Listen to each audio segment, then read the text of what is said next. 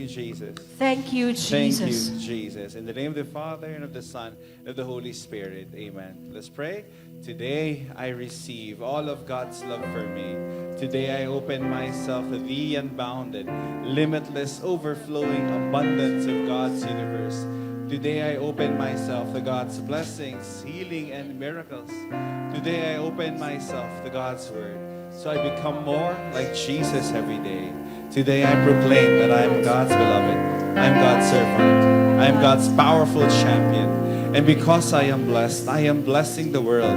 In Jesus' name, amen, amen. Let's honor God's Word, everybody.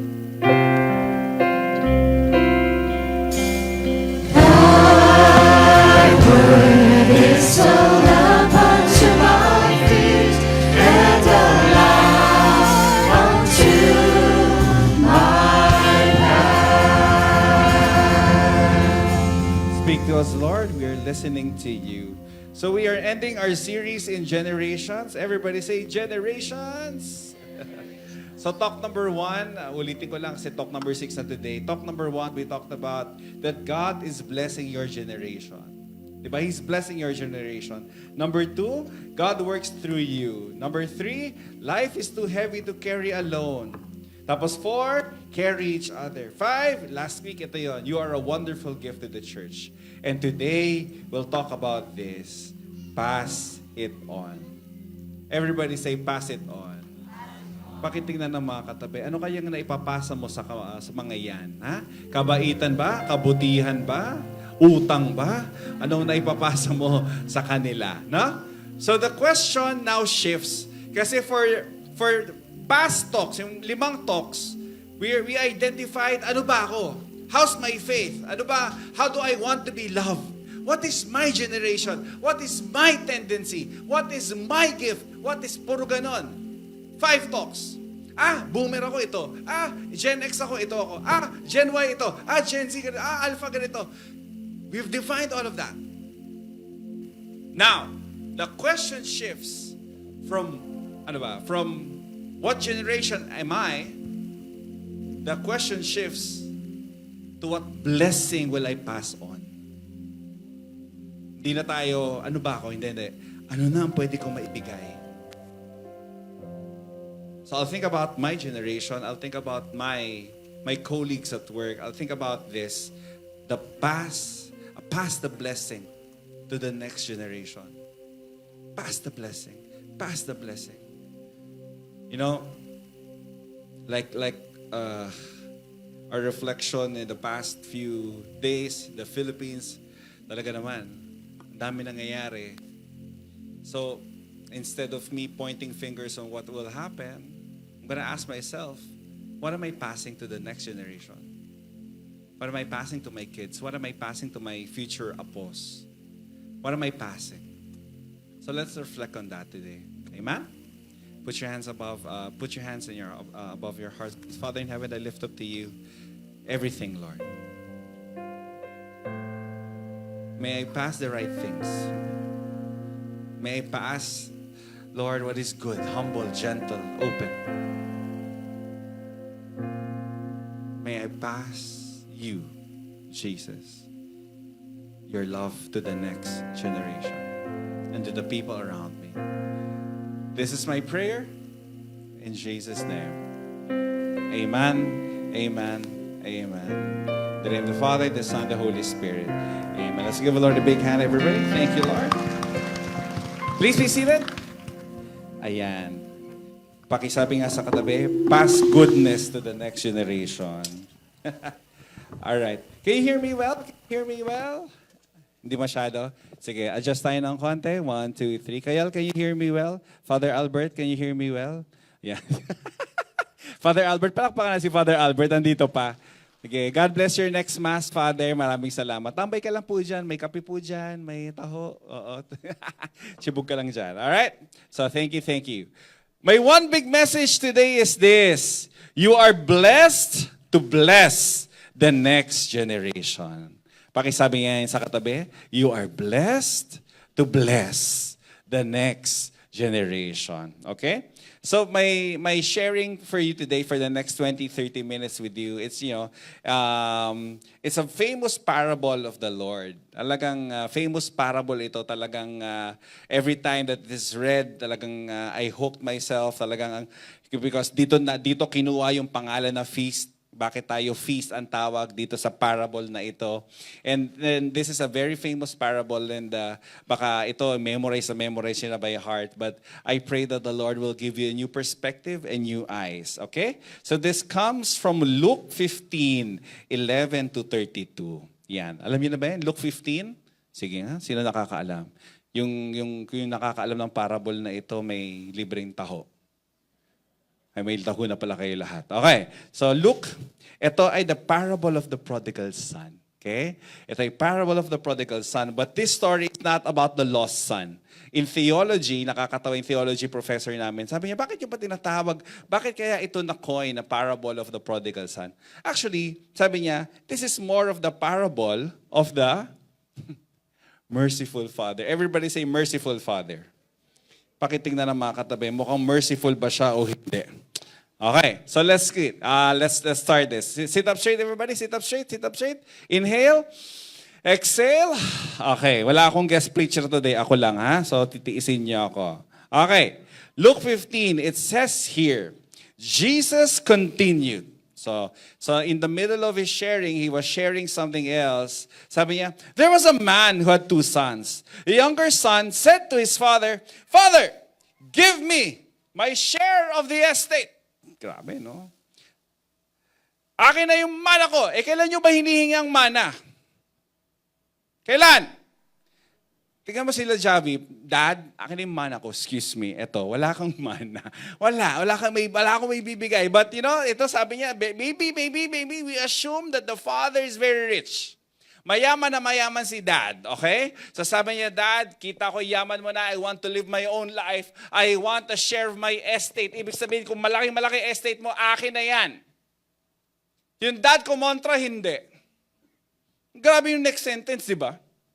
At akin na. Okay, so he divided divided his property between them. So, the image of this, I'm just imagining it. Maybe the image is, sorry, medyo madilim kasi. Pero the image is something like this, parang, Dad, akin na yan. And look at the eyes of the dad, if you can see it very well. Talagang the eyes of the dad, parang, please, parang sige lang. Please don't go yet, parang ganyan. But, pinigilan ba niya anak niya? No. Sige, gusto mo umalis, pero kung ako lang may choice, parang sige, wag sana. Pero kung yan ang gusto mo, okay. That's what you call free will. So Father Albert said a while ago, gusto kong sabi, kung ako lang sabi si Father Albert, i-push mo pa yung homily mo. I-push mo pa yung homily mo, Fads. So susunod mong misa, i-push mo pa, Father. Di ba? Kasi people are so, people just want, this is my identity, this is what I want, this is me, accept me for who I am. Respect my decision, respect my identity.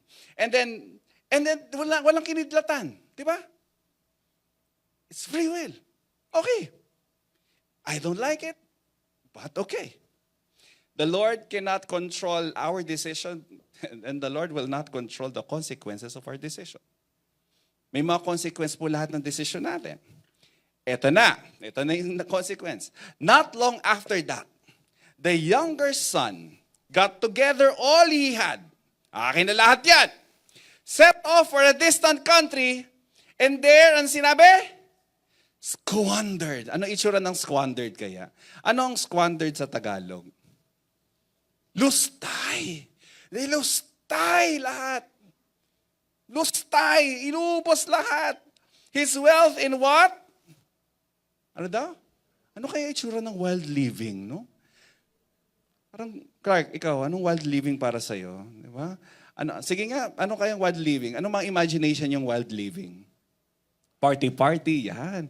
May mga toroto, 3, ganun. Party. Ano ba tawag dito? Inib ako eh. Ha? Sax. May sax. Toroto, sorry. May sax. Na talagang, wild living. Talaga, I'm just imagining it. Hindi naman dinefine dito sa Bible. Maybe may ano dyan, inom. Maybe may gastos. Maybe, may, next slide. Sige, pakita niyo yung picture. May mga, may mga, sorry, hindi po masyado kita, pero girls po yung nasa gilid niya, ha? And anyway, look at this picture na sobrang wild living niya. Talagang he made this decision, but look at his eyes. Is he happy? He wants to find happiness. Father, akin na, alis na ako. And then he was here and he was trying to find happiness. But guess what? Where do you find happiness? Happiness is always with Him. With the Father. Hindi away from Him. Ang problema, madalas gusto natin to. Itong part na to, bakit? Because we have free will. But happiness is always here. Ano bang... More than what I want, the question is, what does the Father want? Okay? So parang ganyan. Okay? So after he had spent everything, pagkatapos siyang maggastos lahat, next slide, there was a severe famine in the whole country, and there he began to be in need. So he went and hired himself out to a citizen of that country who sent him to do fields, to feed pigs. Says he longed to fill his stomach with the pods that the pigs were eating. But no one gave him anything. So parang ganyan yung itsura niya. Talagang napakalugi. Yan. Sige, next slide. Yan. Ito na.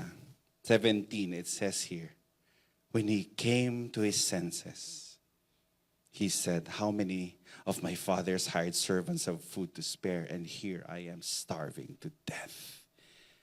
Ano sa Tagalog yung he came to his senses? Sige nga. May Tagalog term tayo dyan eh. Ha? Natauhan. Dito siya, wild living, wala ang pera niya, naubos lahat. May mga kilala kayo pag naubos na yung pera, wala ka na rin kaibigan. Yung talagang andun lang, kasi benefit. Kung kunyari, may transaction kayong dalawa, hanggang nagbe-benefit kayong dalawa sa isa't isa, nandyan siya. Pero nung nawala, wala na rin. Ganon din yan. Ito yung ayaw talaga sumunod sa lahat, naging papasaway ka. Tapos ano daw? When he came to his senses, nung natauhan siya. So sa verse 18 it says here, I will set out and go back to my father and say to him, Father, I've sinned against heaven and against you. I am no longer worthy to be called your son. Make me like one of your hired servants. So he got up and went to his father. So parang ganyan siya, parang a long way off. Next slide please. Talagang he's trying to go back home. Bakit siya umuwi? Bakit palagay nyo? Nagsisi ba siya? Nagsisi ba siya? Gutom siya. Wala siyang makain dito. Natauhan siya. Sabi niya, itong mga to, ginagawa to ng mga servants ko, servants ng tatay ko. Natauhan ako. Sige, uuwi na ako. Saan doon yung pagsisisi? Namimiss ba niya yung tatay niya? That's why umuwi siya? No. Umuwi siya kasi gutom siya. Ano pagsisisi-sisi? Uuwi yan pag gutom na yan. Not because of divine revelation, but there was a need. Pero ito na yung pinakamaganda sa lahat. But while he was still a long way off. Ang ganda nito. His father saw him and was filled with compassion for him. He ran to his son, threw his arms around him, and kissed him. But the father said to his servants, quick, bring the best robe and put it on him. Put a ring on his finger and his sandals on his feet. You know, I need Sunny's help now. Sunny, patapos na ako. Debiro lang. Tapos na yung intro ko. I love this verse because, mas lalo yung previous one. Yeah. But while he was still a long way off. his father saw him. Clark, kunyari ikaw yung tatay. Kunwari lang. Sige lang. Okay lang yan. While he was still a long way off. Cardio to, guys. Nagka-cardio lang ako. Ilang steps lang to. Hello po sa inyo. Nandito po ako sa likod. Ang layo nito. Or, baka mas malayo pa. Hello po sa mga ushers dito. Kamusta kayo? Uy, marami pang taho. Very good. Hello.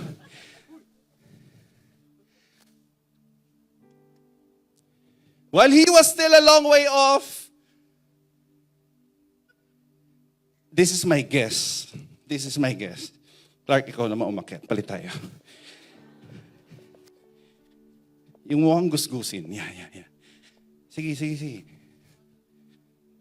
akit ka. Bilis. Naramdaman mo yung cardio ko.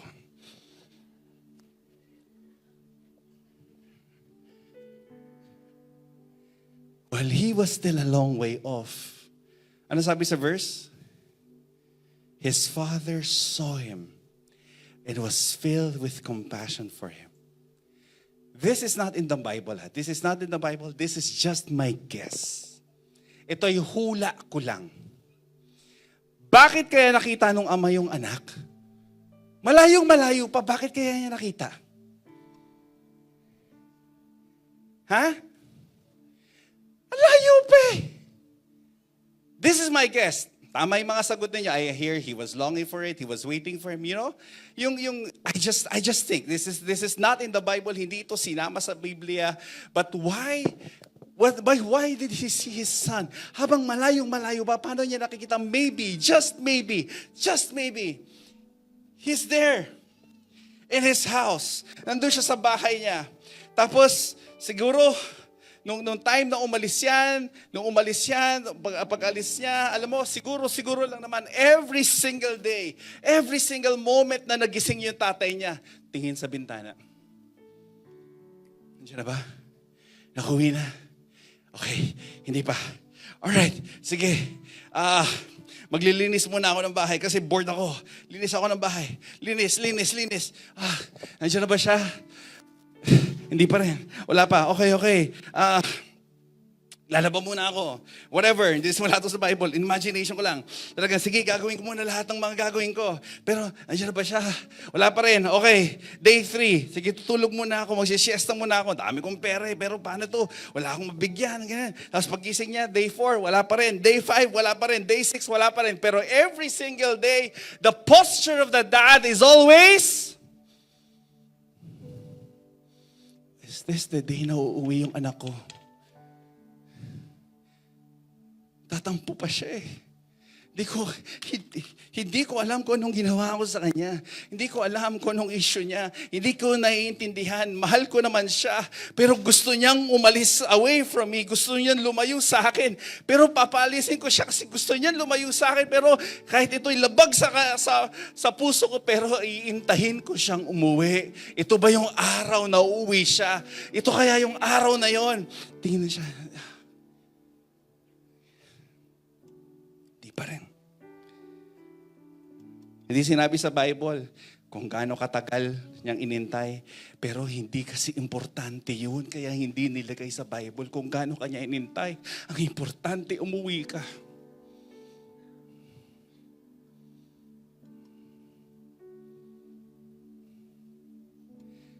But while he was still a long way off, sige na, prodigal son, halika na dito. Dito scripted lahat. Na may sombrero ka pa, prodigal son. Mukha kang cowboy dyan. Saan ba nauso yung cowboy na yan? But while he was still a long way off, malayo pa siya. The father ran. Kissed him. Embraced him. Tapos sabi, ano sabi? He put his arms, yung verse ko muna, Shane.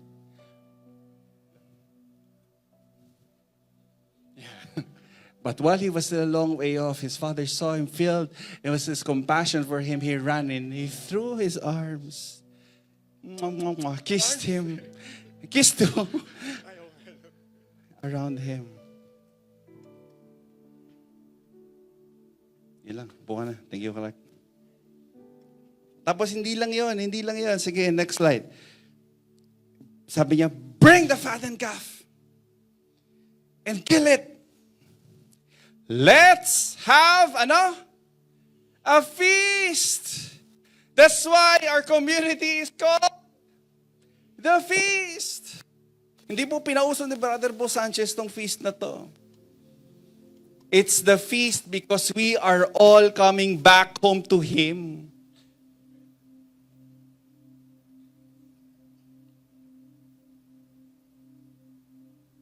Di ba wala naman pong sensor kanina pagpasok mo, tutut, makasalanan, labas. Wala naman. Tutut, puro or pure, pasok. Wala. Everybody's welcome. For the son of mine was dead and alive again. He was lost and found. So they began to celebrate. Alam niyo itong fattened calf na to, itong picture na to. Sobrang galing nung tatay. Kasi alam niyo ba, ano sa Tagalog ng fattened calf? Pinatabang guya. Yun po yung tawag, ha? Yun po yung, kahit po i-chat GPT nyo. Pinatabang guya. Siguro, bakit sinabi niya bigla sa servants, yung pinapataba natin, patayin mo na. Kasi nakauwi na siya. Ano kaya ibig sabihin nun? Bakit may pinapataba? Kailan nagsimula niyang pinatabayan?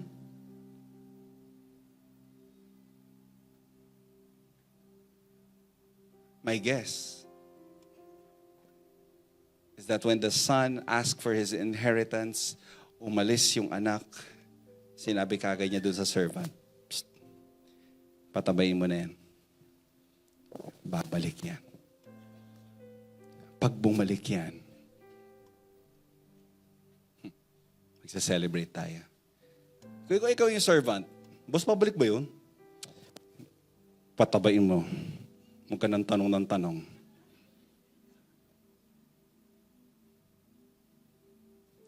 Hindi marunong maglaba yan. Babalik yan. Kwarto nga, hindi marunong mag-ayos eh. So, hindi marunong mag-ipon yan. Walang investments yan. Uubusin lang yan pera. Pag wala ng pera yan, babalik yan. So, pakisabi nga sa katabi, umuwi ka na. Umuwi ka na. Kasi ito, yung squandered living, babalik na ako sa tatay ko. Itong movement na to, itong shift na to, hindi ito kaya gawin ni Lord para sa'yo. Kasi pwede kang miserable buong buhay mo, pwede yun. Yung hindi mo siya pipiliin, pwede yun. Yung hindi ka magmamahal, pwede yun. Yung hindi ka magpapatawad, pwede rin yun. Pero yun ba yung gusto ng Diyos sa'yo? Ito, yung shift na ito, desisyon mo to. Ang tawag sa Catholic ang Catholic term dito ay repentance. Pagbalik sa Ama.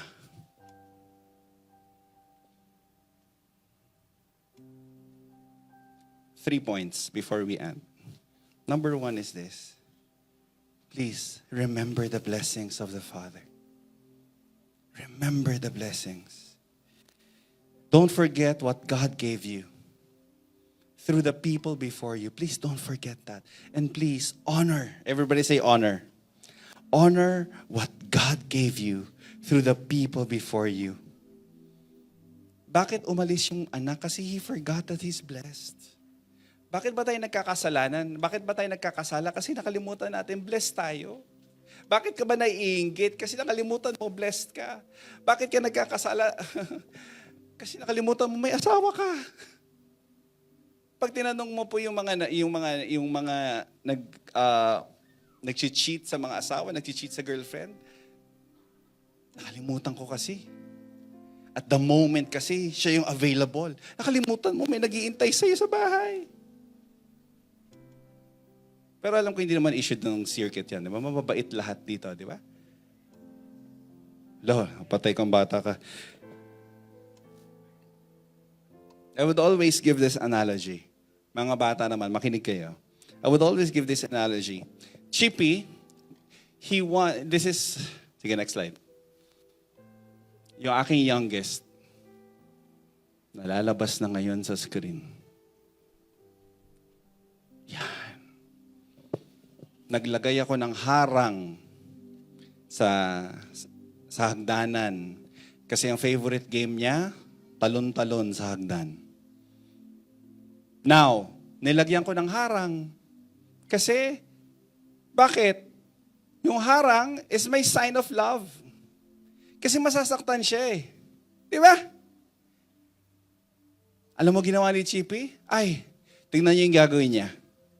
Tingnan niya. Sinisira niya. Anong harang-harang? Sisirain ko yung harang na yan. That's why I've been telling this to my Gen Z son. Sabi ko, Teo, yung harang ko, yung limit ko is my love. Pero minsan, hindi. Gusto ko sirain niya. Gusto ko sirain kasi I want my life. I want my rules. I want my identity. I want me. Hindi nga pwede. Tapos alam mo sinabi ni Chippy? He went to his teacher. Tapos sabi niya sa teacher niya, you know what, teacher? Daddy is bad. So may kumakalat na chismis sa center ngayon na masama akong tao. Sa pagdilitignan ako ng teacher niya, yun ba yung tatay mong masama? Tapos, alam mo yun, dad is bad. Dad is bad. Minsan pag kinausap niyo siya dyan, dad is bad. Dad is bad. Anong bad? Okay lang maging bad. Basta hindi ka masaktan. My limit is my love, pero hindi sisirain mo, gusto ko yan, buhay ko, ganyan. Sabi ko sa kanya, Chip, darating yung time na malakas ka na. Darating yung time na magiging okay na yung muscles mo. Darating yung time kaya na ng paa mo. Darating yung time na kaya mo na. Kaya mo na, pero now hindi pa.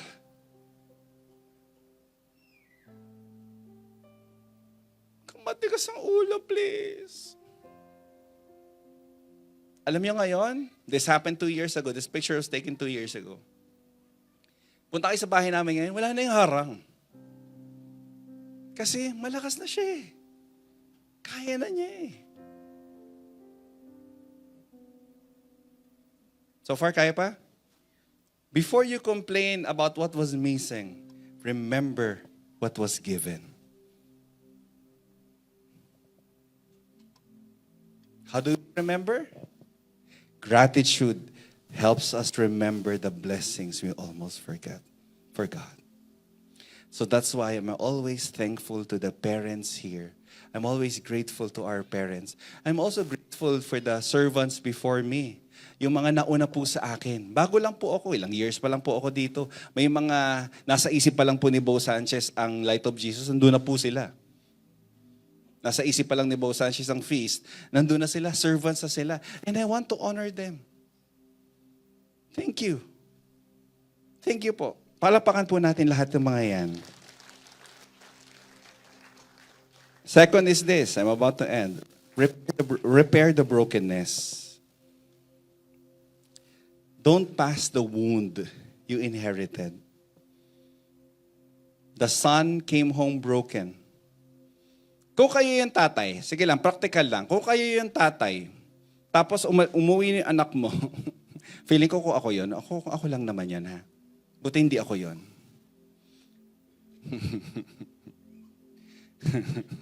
Na-imagine ko lang yung linya ko eh. Ano? Napala mo, di ba? Walang ganun, pero the father did not pass the shame. He did not pass the anger. He did not pass the humiliation. What did he do? He repaired the brokenness with mercy. Naawa. Pagmamahal. Mercy is how we stop pain from becoming a family tradition. Mercy is how we stop pain from becoming a family tradition.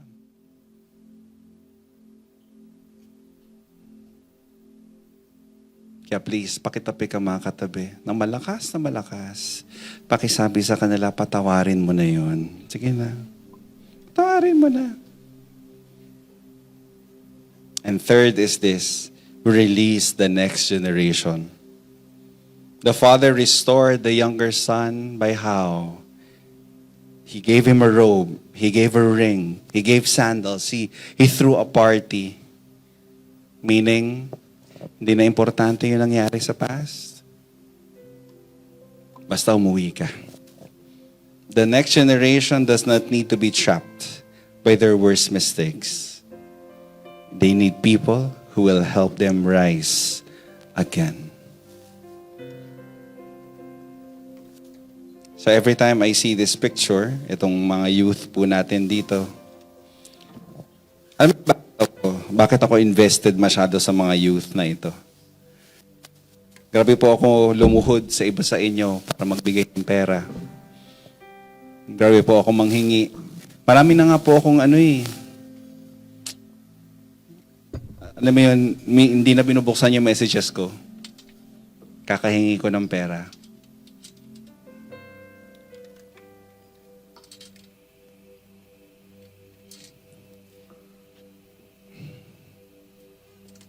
Wala eh. I have to do my part.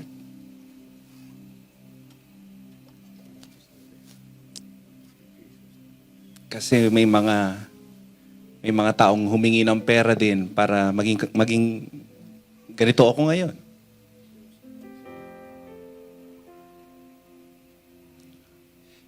Yung 3-year-old ko, 7, 5 at saka 3, madalas hindi na ako papakinggan nun someday. Pero sila papakinggan.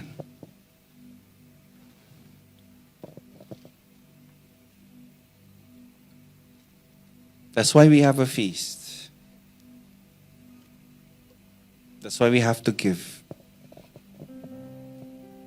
That's why we have to continue doing this community, doing this ministry, doing this service to the Lord. Kasi po, paglabas natin, para tayong, para tayong sinasaksak araw-araw sa mga news. Nakasama ng loob, harap-harapan magsisinungaling sa Facebook. Harap-harapan magsisinungaling sa bawat isa, harap-harapan ng staban, harap-harapan ng alam mong nakawan. And this, this is the culture that akala ng mga bata ngayon, normal na yun. Tapos pag nag-feast sila, mahal sila ni Lord.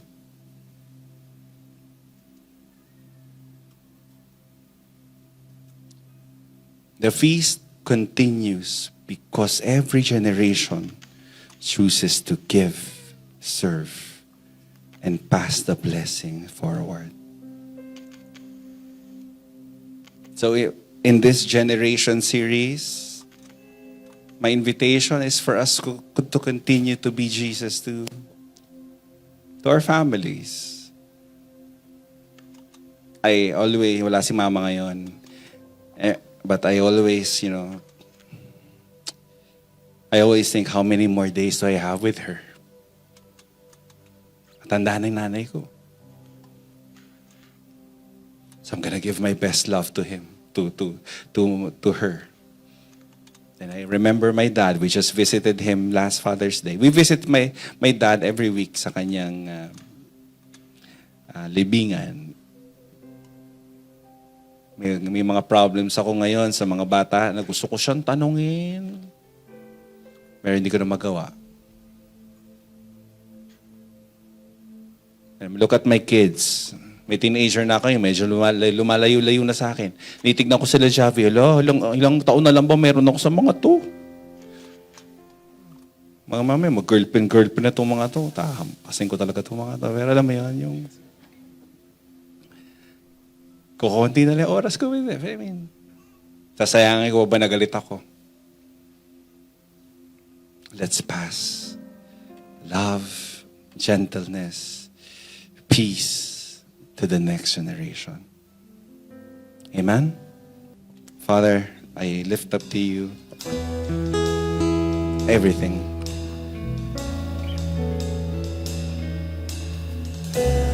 Lord, I pray for every father and every mother that's working so hard for their children.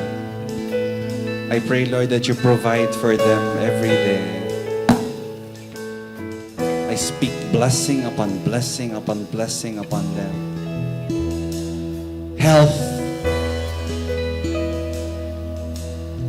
I pray, Lord, for restoration in health. And Lord, in relationships in the family, may mercy overflow para hindi na po maipasa to the next generation yung hurts na yan, Panginoon. It will stop with us. It will stop with me. This hurt will stop with me. This will stop here. My children will not experience the hurt from my parents anymore. No. No generational sin will happen. In Jesus' mighty name, I pray that grace will overflow starting this day on. So I will speak the name of Jesus. I will speak life. I will speak hope. I will speak peace. I will speak blessing among my children, my children's children. So help me, God. Help me, Jesus. My dear friends, I can invite you to open your palms like this, as if you're receiving that grace from the Lord right now. Receive His grace, receive His love, receive His mercy. In Jesus' name. Amen.